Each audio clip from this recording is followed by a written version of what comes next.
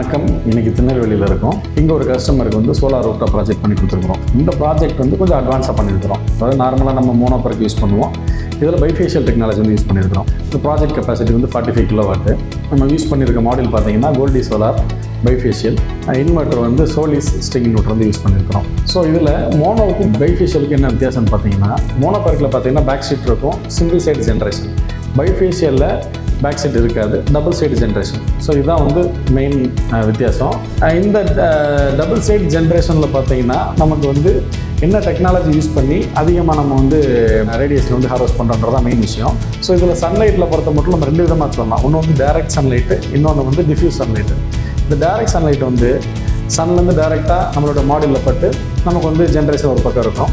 இன்னொன்று இது பைஃபேஷியல் அப்படின்றதுனால கீழே பட்டு ரிஃப்ளெக்ட் ஆகும். ஸோ அது மூலமாக ஒரு ஜென்ரேஷன் கிடைக்கும். இது நார்மல். இந்த டிஃப்யூஸ் ரேடியேஷன் அப்படின்னு என்னென்னா, இது வந்து டிஃப்யூஸ் ரேடியேஷன் அல்லது வந்து ஸ்கேட்டர் ரேடியேஷன் சொல்லுவோம். இது வந்து சன்லேருந்து கீழே வந்து வளிமண்டலத்தில் அட்மாஸ்பியரில் இருக்கக்கூடிய துகளில் பட்டு வந்து சிதறும்.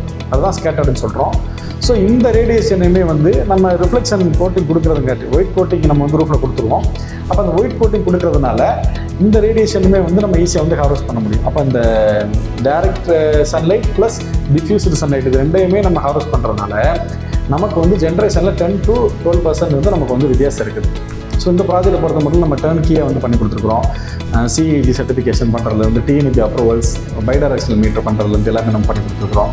அதே மாதிரி ரூஃப்டாப்பில் வந்து பார்த்திங்கன்னா வந்து நம்ம ஆங்கர் போல்ட் பண்ணி கெமிக்கல்ஸ் எல்லாமே யூஸ் பண்ணி ரூஃப் எந்த அளவுக்கு டேமேஜ் ஆகாமல் ப்ராப்பராக சிவில் ஒர்க் பண்ணி தென் வந்து நம்ம இந்த ஏரியாவில் என்ன இந்த ரூஃபில் என்ன விண்ட் ஸ்பீட் வருது அப்படின்றது எல்லாமே கால்குலேட் பண்ணி அந்த விண்ட் ஸ்பீட்க்கு ஏற்ற மாதிரி நம்ம ஜிஐ ஸ்ட்ரக்சர் எல்லாமே வந்து டிசைன் பண்ணி பர்டிகுலர் லேட்டிடியூட் லாங்கிடியூடில் என்ன ஆங்கிளில் வைக்கணுமோ அதெல்லாம் நம்ம வந்து ப்ராப்பராக பண்ணியிருக்கிறோம். ஸோ இந்த மாதிரி ப்ராஜெக்ட் வந்து உங்களுக்கு இப்போ நம்ம அட்வான்ஸ் டெக்னாலஜியில் உங்களுக்கு ஏதாவது இந்த மாதிரி பைஃபேஷியல் யூஸ் பண்ணி ப்ராஜெக்ட் பண்ணோம் அப்படின்னா எங்களை கான்டாக்ட் பண்ணுங்கள். தேங்க்யூ.